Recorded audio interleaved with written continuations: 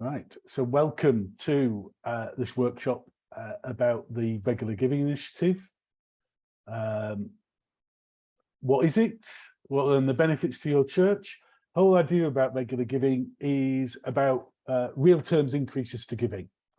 And in doing that, what we mean is that donors will be prompted to increment their giving each year by a percentage amount set by a PCC. Now, the national church team, Church of England team, run an initiative called the Parish Giving Scheme, which is similar to this. But as a diocese, we have decided not to join that because of the overall costs. We've invested a lot of money in Manchester Diocese in modernising and updating the Gift Aid Lite scheme, which is, we have about 180 plus churches that are members of that, which means that we deal with HMRC on behalf of our churches. We help to train and support our gift aid secretaries and treasurers to input the giving. It reduces the admin burden for those officers. And the donations from the Regular Giving Initiative, when they arrive, are imported directly into the software with gift aid ready to claim. That's why we're doing it in that way, to make it easier for our churches. But just in case there's anybody here who is outside of Manchester Diocese, this initiative, the Regular Giving Incremental Giving Initiative, is as applicable to data development software users outside of our diocese. So if you use My Giving Online directly at your church, then you could use the direct debit facility, the regular giving facility from data development in the same way that I'm about to outline. The benefits of regular giving is that it prompts people on an annual basis to, are they able to increase their giving? It doesn't presume that they will do that. It's not automated. It asks them to consider a percentage amount as set by the PCC. And as I mentioned, if your Gift Aid Lite members, automatically imported. So that means less work for gift aid secretaries and treasurers. And if there's a gift aid declaration already in place, it will use that. If there isn't, then the donor can complete a full VAT, full gift aid declaration as part and parcel of the sign-up process. So regular giving. This is free for you to use. Obviously, you'll need the data development software. If you're using that through the Gift Aid Lite scheme, that's free of charge. Data developments charge about £15 per month. Our Gift Aid Lite members don't get that free of charge. It's easy for people to switch from envelope, standing orders, open plate. There's a variety of frequency options, but because the donation transaction fees are done per donation, it's important that those frequencies are less frequent than, say, for example, weekly. I know that there are a small number of people in churches who do standing orders weekly. Obviously, people do give envelopes weekly. But in terms of the direct debit facility, it's important that you limit the cost of the transaction fees down by having frequency options that reflect that. So monthly, quarterly, etc. The gifts are increased incrementally, and that incremental amount is set by the PCC. That could potentially, the examples that I use further down the presentation are based on 2.5%, which not that long ago when our inflation rate was around 2.5%. Obviously, you could ask people to increase their giving by the current inflation rate of in the over 10% for cost to be into the teens, but people don't have to do the figure that you're asking them to increase their giving by. So what's required? I've mentioned about Gift Aid Lite membership or use of the data development software. Additionally, the donors need to have an email address because they will be doing that online and linking to their bank accounts or building society accounts. your church website or church near you site.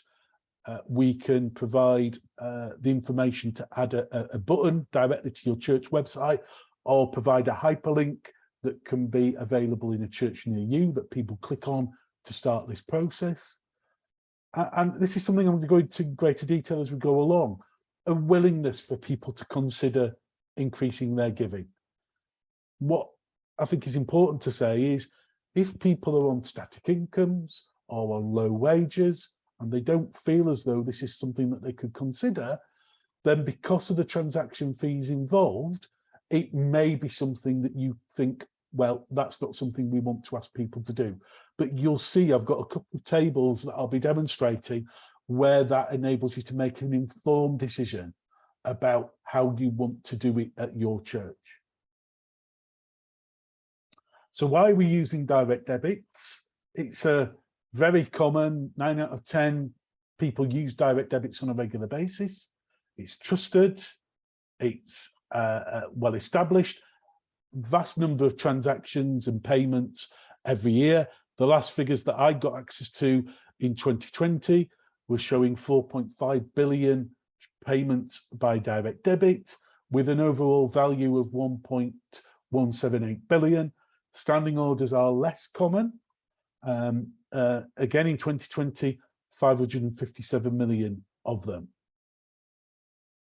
Now, when we compare standing orders, I'm going to ask you to look at the top line as I'm wiggling my mouse across there, because you'll see there are some little annotations that we made with stars and little crosses up there, and that refers to the notes at the bottom of the table. Now, the first one is the star running down the direct debit donations. We are encouraging people, and this is inbuilt into the process, where the donors can tick a box to say that they will include the transaction fee as part of their donation. So those monthly donations, that would normally be £5, £10, 20, etc.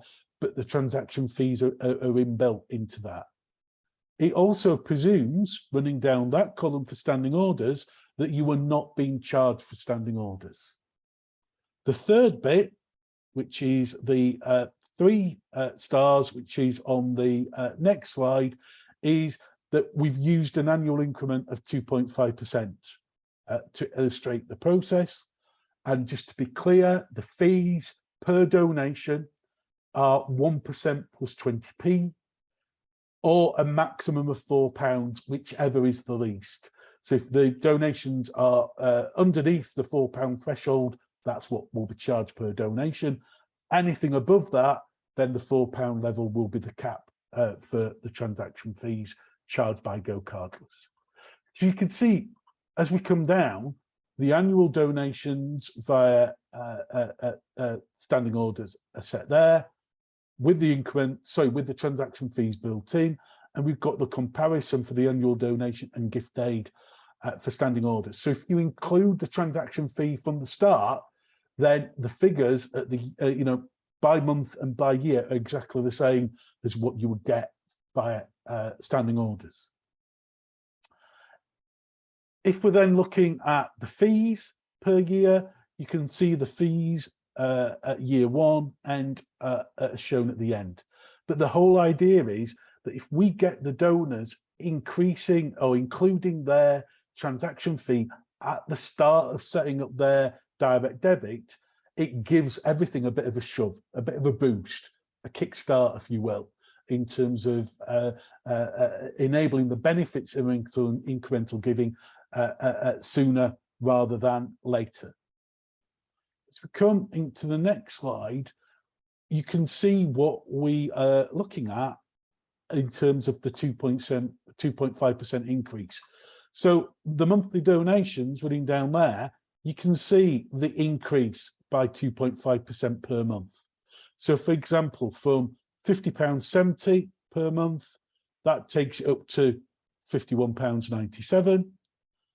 And if we then look at the donation for the year, that's gone up from £608.40 to £623.61, with gift aid £760.50 up to £771.11.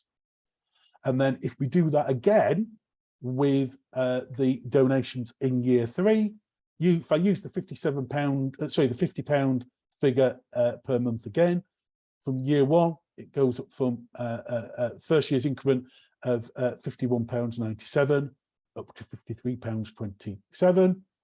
And then we can see £623.61 over the year to £639.20, £771.11 for the year with gift aid, up to £799 with gift aid included.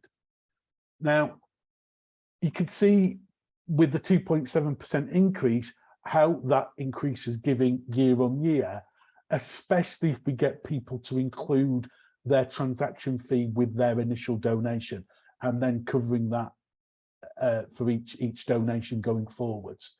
It makes a big difference to your overall church income, but the difference for individual donors, if we're looking at 2.5% per year, the differences are for the small donations per month are pennies in terms of difference, but multiplying that over an entire congregation, you then have a larger amount of increase being coming into your church bank accounts.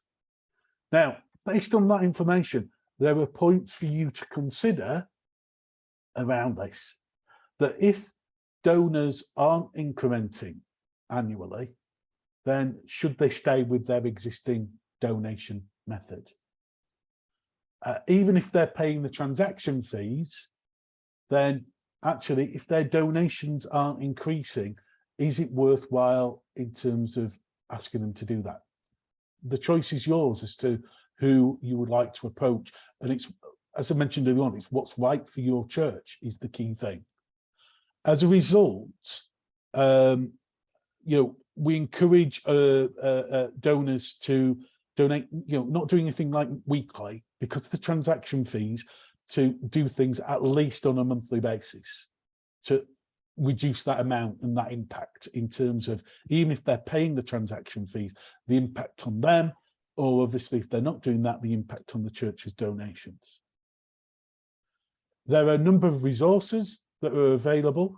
So we've got guides for PCCs, for donors, there's a frequently asked questions guide, and there's a guide on how much should I give to my church that is based on Church of England guidance on that particular issue. There's also a PowerPoint presentation that we can provide to, so if you want to start talking about this to your church, to your PCC, or start having conversations with us initially, those conversations could include, for example, Stephen Hendy from Data Developments, who is doing this with other church clients within across the Anglican Church in Church of England, Church in Wales. He's got clients in Church in Scotland and the Church of Ireland, and other charitable clients that he uses where they're already doing this. So we can bring him into a meeting so that you can ask questions. Your church wardens, clergy, standing committee members can be reassured that this is the right thing for you to be doing and get answers to the questions. And as I always say in any of my training sessions, there's no such thing as a stupid question. If you don't know the answer, then you need to ask the question. So we're here to provide that reassurance and guidance to you at standing committee, PCC level, etc. So what will happen as part of the sign-up process? So donors will be asked to sign up. And as I said, paying increment upfront or including the transaction fees when they're setting up their donation. This encourages them to start, there's also debate to be had, even if they include the transaction fees, to even say to them, include the first year's increment straight away, especially if they've not looked at their giving in recent years and are able to increase it. Actually ask them to do that from the start, and that bumps things forward. It's the equivalent of doing a stewardship campaign and asking them to do that from the start. And it gets those incremental benefits being received by your church much earlier. A GoCardless account will be required for your church. Data developments will hold your hand through that process. Their staff are experts in dealing with this and setting up the accounts to help you to do that. So you won't be left to do this on your own. The regular giving initiative and the GoCardless stuff will be set up in My Giving Online in advance. You will be able to choose the donation amount that appear on the button that will be on your website or on the link that the hyperlink from the church near you will take, and the frequency options that you will be offering to your donors. In terms of that regular donation button to go on a website, then the HTML code for whoever looks after your website, that will be provided for them to make that as easy and straightforward as possible. And then adding a link into a church near you, that will be a hyperlink from a website that people will then be able to click on to complete the same process as those people who will be using a button on a website. Now, GoCardless, you may well be wondering who they are. They're a payments network. They're based in the UK, which with the work that we've been doing on contactless giving and online giving over the last few years, that is key that we've got somebody in the UK because as a result of some of the Brexit related restrictions, we are having issues now with working with some payment providers who are based in Europe. And just to reassure you, you can see the size of the amount of payments and donations they process each year across more than 30 countries. Now, this screenshot at the bottom is a screenshot from a test website that Data Developments have created. It's a fictitious church in Wolverhampton, which is where they're based. So I've got access to this. So I can take screenshots of what this process would look like if you were clicking on the regular donate button. So you promote that to your donors. They'd add, go to that or their church near you button or a hyperlink. And then the next step would be adding in their contact details.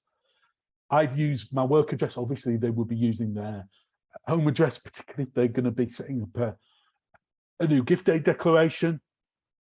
The church at the bottom, that branch there, that will automatically appear as your church because this is Data Development's example I'm using. That is why that's there. And also the purpose that these donations were used to support. Unless you want it to go somewhere else, that will go to the general purpose of your charitable accounts.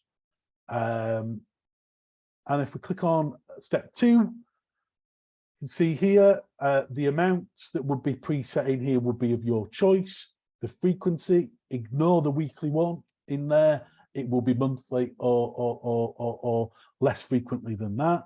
The annual opt-in increase that you've chosen will be popped in there. There is now a tick box to enable people to add in their transaction fees as part of their donation. So that's part of this process as well. And then if somebody wants to set up a new gift aid declaration, they can tick the box and a new full gift aid declaration will be set up digitally as part of this particular process. So you can see there, the gift aid declaration is there with all the relevant tick boxes that HMRC like to see included. And then they would then click on continue. And then the direct debit being set up, your church name would appear at the top. They would put in their details, their email address, bank, sort code and account number, and the address that's used for your bank account. There's even a tick box at the bottom, which is expanded in that extra little screenshot there, that if it is a joint named bank account, husband and wife, or joint partnered bank account, then you can tick on the box and it tells you that something will happen to basically make sure that that is all done correctly. And then once you've done that, step 5 is the checking screen. check the account name, check the sort code, check the account number. If there's anything incorrect in there, you've done a typo or you spelt your name incorrectly, you can click on the change button to make any changes before you click on confirm. And then you then have a confirmation where it will include the amount at the bottom, the frequency of the donation. That will all be confirmed. And then you will be sent an email from Go Cardless confirming that a direct debit has been set up, with an attachment showing the direct debit mandate that you have created, also highlighting the direct debit guarantee, which all direct debits are part and parcel of, where the payment provider, your bank or building society, you know, the way in which you can change that or complain about any issues. There's the mandate that you'll receive with the details of the bank or building society details, your account details, and the your bank and building society information there, sent as a PDF to you. And then authorising the annual increment process, that will take place on the anniversary of the donor's gift. So around 2 to 4 weeks in advance of that happening, they will be sent an email from Go Cardless with information that's been added by you, including the annual incremental increase that you are asking people to consider. They have to agree to that for that to go ahead. It's not like your mobile phone direct debit or your gas or electricity direct debits where that just gets increased automatically. They have to agree to that. So they'll go to the Go Cardless website. They can accept the recommended increase from you. They could increase it by more or by less. Or if they can't afford it, they want to keep on the same level, then that's an option as well for the donors. Now, before I just take questions, just to say, you know, if anybody's interested in joining the regular giving initiative, then let me know. Contact me. This doesn't mean that actually I'm going to be saying that you've signed in blood or with a wax seal and it's definitely going to be happening. It's all about starting that conversation. We can provide you with the information.